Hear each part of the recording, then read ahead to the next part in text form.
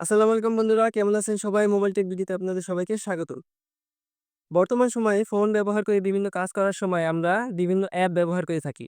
এসব অ্যাপে বিভিন্ন ধরনের বিরক্তিকর অ্যাডের সম্মুখীন হই, যা আমাদের সময় নষ্ট করে এবং বিরক্তি সৃষ্টি করে।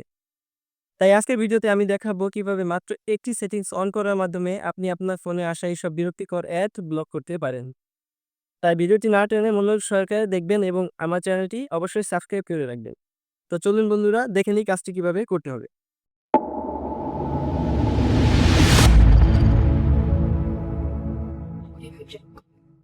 কাজটি করার জন্য আমাদের প্রথমেই চলে যেতে হবে আমাদের ফোনের সেটিংস অপশন।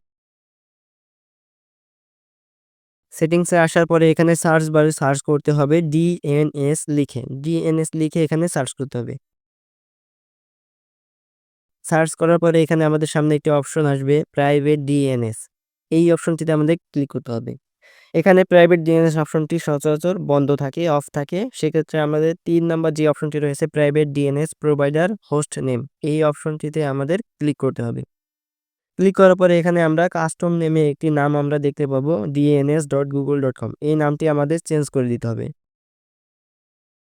এখানে আমরা এই নামটি কেটে dns.adguard.com লিখে সেভ করে নেব।